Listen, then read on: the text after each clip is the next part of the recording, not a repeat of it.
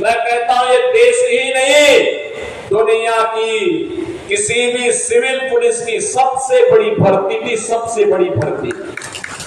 और कहीं कोई शिकायत नहीं, कोई भेदभाव नहीं, कोई भ्रष्टाचार नहीं। क्या यही काम 2017 के पहले भी होता था क्या? 2017 के पहले हर नौकरी बिकती थी, उसकी नीलामी होती थी, वसूली में चाचा और भतीजा समान के भागीदार होते थे।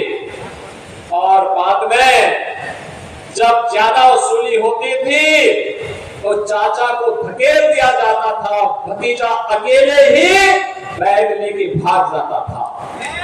यही दृश्य पूरे प्रदेश का हुआ करता था। विकास के नाम पर में यही लूट खसोट बची हुई थी, यही लूट पूरे प्रदेश में बची हुई थी। बहनों और भाइयों, इनको मैनपुरी की चिंता नहीं थी, इनको इटावा की चिंता नहीं थी, इनको स्वयं की चिंता थी, इनको प्रदेश की चिंता नहीं थी, क्योंकि इनको स्वयं की चिंता थी। और इसीलिए जब उनको लगा कि अब उत्तर प्रदेश सुरक्षित नहीं रहा, तो इन लोगों ने तो अपने लिए दुनिया के अलग अलग देशों में द्वीप खरीद ले होंगे।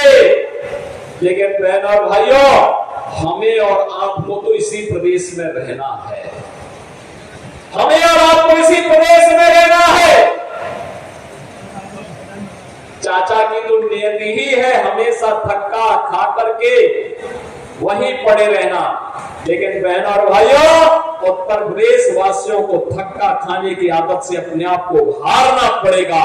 सम्मान के साथ राष्ट्रवादी मिशन का सिपाही बन करके आगे बढ़ने की हमें आदत डालनी पड़ेगी। और इसी के लिए ये 450 करोड़ रुपए की विकास की परियोजनाओं की सौगात लेकर के आज मैं आपके पास इस मंच के साथ आया हूं।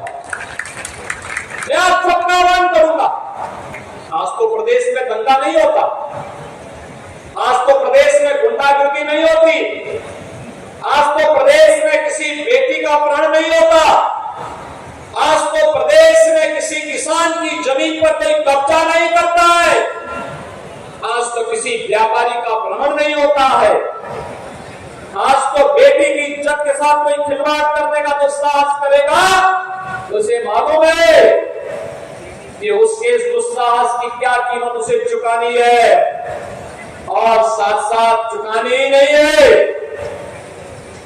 आने वाली 7 पीढ़ियां फिर कभी भी कोई ऐसी हरकत करने की जरूरत नहीं करेगा। इस प्रकार की एक सबक भरी कार्रवाई सरकार के स्तर पर होती है। बेटी की सुरक्षा हो या व्यापारी का सम्मान, अन्नदाता किसान को शासन की योजना के साथ जोड़ने का कार्य हो या नौजवान के हाथ को रोजगार के साथ जोड़ने का कार्य, ये सभी आज मजबूती के साथ चल रहा है। और इसीलिए तो जब 25 करोड़ उत्तर प्रदेश वासी बोलता है, ये 25 करोड़ की आवाज एक साथ जब आगे बढ़ती है, तो बहनों और भाइयों, ये 25 करोड़ की आवाज उत्तर प्रदेश को अब बीमारू राज्य नहीं बल्कि देश का एक विकसित राज्य के रूप में स्थापित करता है, अनलिमिटेड पोटेंशियल के राज्य के रूप में स्थापित करता है। आज उत्तर प्रदेश विकास के नित नए मॉडल प्रस्तुत करता है।